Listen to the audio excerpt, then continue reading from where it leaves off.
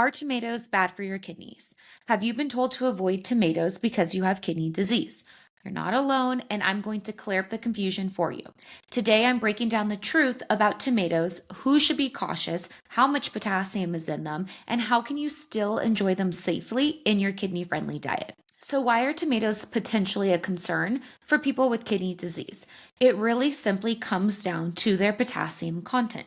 There's absolutely nothing toxic or inherently bad about tomatoes. They're simply a higher potassium fruit. This may matter for some people with kidney disease. Let me explain. Remember, your kidneys are responsible for maintaining normal blood potassium levels.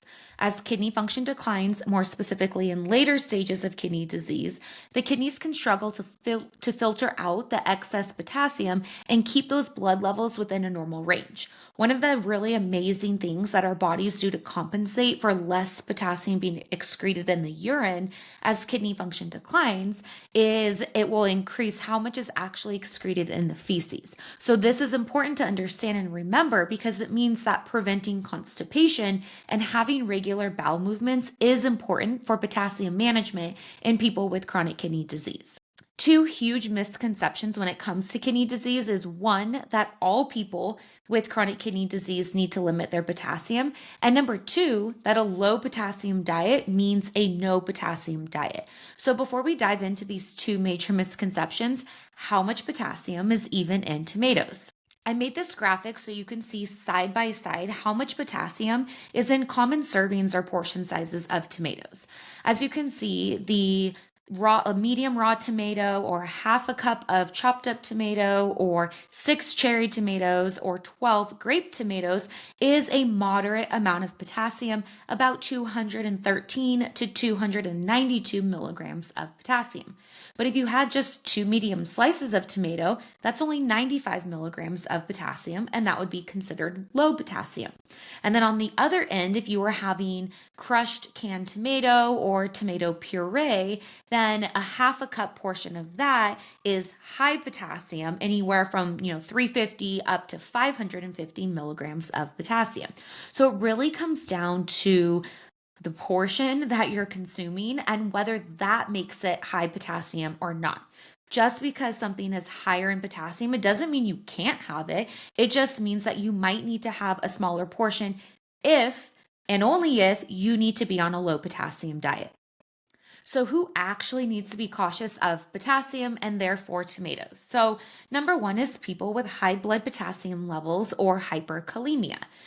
Number two, people in later stages of kidney disease, stage 4, 5, or on dialysis, are often told that they need to limit potassium in their diet, but this really needs to be individualized. There are people with kidney failure on dialysis that have low blood potassium levels and need to eat more potassium, and there are people in earlier stages of kidney disease that might struggle with having high blood potassium levels and might need to be more restrictive. It really is not a one size fits all approach. The other thing is people taking certain medications that can raise their blood potassium levels, like certain diuretics or blood pressure medications, might need to be more mindful. Talk with your doctor if you have high blood potassium levels and are on any of these medications. So, in short, no, not everyone with kidney disease needs to avoid tomatoes. Really, no one needs to completely avoid tomatoes. It's really, you see the portions, it comes down to the portion. Tomatoes can be very high in potassium based on the portion you consume, and they can be in low potassium depending on the portion that you consume.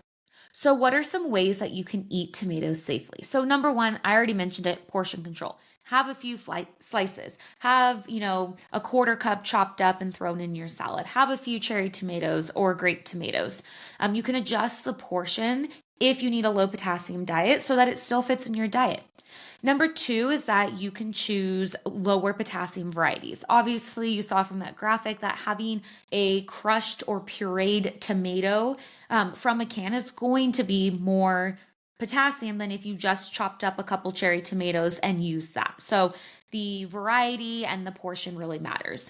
The other thing is preparation. So, of course, if you boil tomatoes and then you drain the liquid and you don't use that, you can remove some of the potassium. And there's also alternatives for tomatoes in a lot of recipes. So red peppers or roasted red peppers can be used as a base for sauces.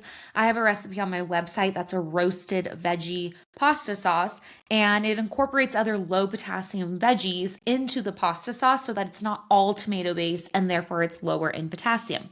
You can also use lots of other like herbs and spices and lemon or lime juice to add a lot of flavor and use less of tomato or not use the tomato at all.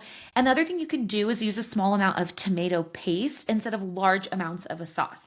So I do this a lot of time in soup recipes. It might call for a can of tomato sauce or tomato, crushed tomatoes or something like that. If you use just 1 to 2 tablespoons of tomato paste, then that can make it a lot lower in potassium. So back to those two huge misconceptions when it comes to kidney disease, and I cannot emphasize this enough. One, all people with kidney disease do not need to limit potassium in their diet. It's truly individualized, and especially in earlier stages and with no issues with blood potassium levels, if you're restricting foods that are rich in potassium, that can have an impact on your blood pressure, that can have an impact on your fiber intake and therefore your gut health. And so you really don't want to be unnecessarily restricting potassium. There is a reason for a low potassium diet, but you just want to make sure that it's individualized and recommended specifically for you and not just something you found online where it's like, hey, I have kidney disease, so all of a sudden potassium is bad for me. That is not true at all. And then the number 2 misconception was that a low potassium diet means a no potassium diet. A low potassium diet is typically anywhere from 2,000 to 3,000 milligrams of potassium per day. So if you look back at that graphic of how much potassium's in those different tomato products, you can easily fit some tomatoes in your diet if you love tomatoes.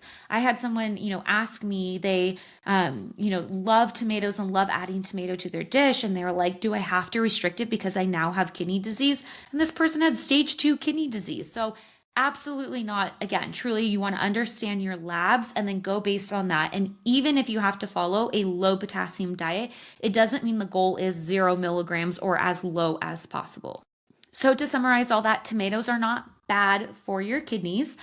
If you need to watch potassium, then the portion size, the preparation, how much you use, how frequently you consume it does matter. So let me know in the comments, do you eat tomatoes? What are your favorite ways to enjoy them? And if you want more kidney-friendly food breakdowns, please hit that subscribe button. This is Eat for Your Kidneys. I'm Michelle Crosmer, renal dietitian, and I will see you guys next time. Thanks.